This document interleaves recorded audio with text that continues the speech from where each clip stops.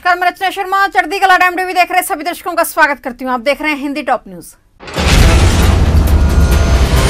Supreme court द्वारा गणतंत्र दिवस हिंसा की जांच को लेकर दायर की गई याचिका को सुनने से इनकार कर दिया गया है। सुप्रीम कोर्ट ने याचिकाकर्ता को कहा है कि वो ये अपील सरकार के सामने करें। सुनवाई के दौरान चीफ जस्टिस ने कहा कि हमें उम्मीद है कि सरकार इस मामले में एक्शन ले रही है, ऐसे में हम इस मामले में दखल नहीं देना चाहते हैं। भारतीय किसान यूनियन के राकेश टिकैत बुधवार को कांडला खाप द्वारा बुलाई गई महापंचायत में हिस्सा लेने पहुंचे हैं। गाजीपुर बॉर्डर में जारी प्रदर्शन को हरियाणा में खासा समर्थन मिल रहा है। यही कारण है कि राकेश टिकैत यहां भी पहुंचे हैं। किसानों के समर्थन में बीते दिनों में पश्चिमी यूपी और हरियाणा में कई पंचायतें हो चुकी हैं। अब किसानों के आंदोलन को अंतर्राष्ट्रीय स्तर पर भी समर्थन मिलने लगा है। वहीं अब विदेश मंत्रालय ने इस संबंध में अपना बयान जारी किया है। इस मामले पर विदेश मंत्रालय ने एक बयान जारी करते हुए कहा है कि सनसनीखेज सोशल मीडिया हैशटैग और कमेंट से लुभाने का तरीका, खासकर जब मशहूर हस्तियों और अन्य लोगों द्वारा किया गया हो, तो यह ना तो सटीक है और ना ही जिम्मेदाराना है। विदेश मंत्रालय ने कहा है कि इन विरोधों पर अपना एजेंडा लागू करने और उन्हें पटरी से उतारने की कोशिश कर रहे निहित स्वार्थी समूहों को देखना दुर्भाग्यपूर्ण है, जैसा कि 26 जनवरी को देखा गया था।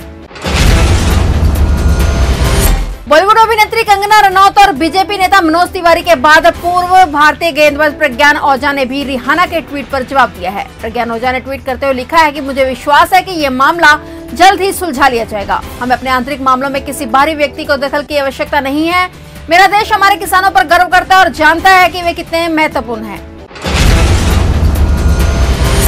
पिछले कई दिनों से सरकार ने दिल्ली सीमा पर उन स्थानों पर इंटरनेट सेवाओं को बंद कर दिया है जहां किसान विरोध प्रदर्शन कर रहे हैं। इसी मुद्दे पर अब 140 वकीलों ने भारत के प्रमुख न्यायाधीश एस.ए. बोबड़े को बुधवार को अपील की है कि वे खुद विरोध स्थल पर इंटरनेट पर प्रतिबंध की सूचना पर नोटिस ले। वहीं 140 वकीलों ने गणतंत्र दिवस पर ट्रैक्टर रैली के दौरान हुई हिंसा से निपटने में पुलिस की विफलता की जाँच के लिए एक आयोग की स्थापना की भी मांग की है।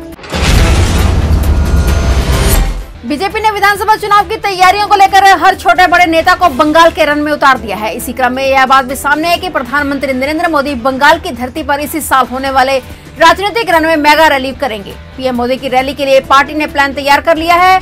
बंगाल की जनता को लुभाने और टीएमसी को सत्ता से उखाड़ फेंकने के लिए बीजेपी की ओर से पीएम मोदी मार्च के पहले हफ्ते में रैली कर सकते हैं। यह रैली बंगाल के सबसे बड़े मैदान ब्रिगेड मैदान में आयोजित की जाएगी।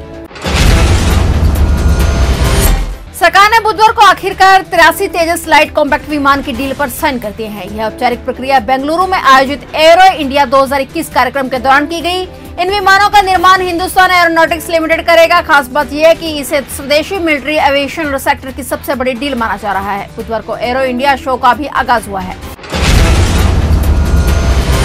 देश की आजादी में निर्णायक भूमिका निभाने वाले शहीद आजम भगत सिंह के इतिहास को अब पड़ोसी मुल्क पाकिस्तान के लोग भी समझ पाएंगे। आजादी की क्रांति के प्रणेता रहे महान क्रांतिकारी भगत सिंह की विरासत को संजोकर रखने के लिए पाकिस्तान के फैसलाबाद में उनके पुश्तैनी मकान को स्मारक बनाने का फैसला किया गया है। फैसलाबाद के बंगा गांव में भगत सिंह के परिवार का घर था, जहां वो पले बड़े थे। देश को आजादी मिलने के बाद भगत सिंह का पूरा परिवार भारत आ गया था, जिसके बाद उनके पुश्तैनी मकान पर वहाँ के स्थानीय वकील का कब्जा हो गया था।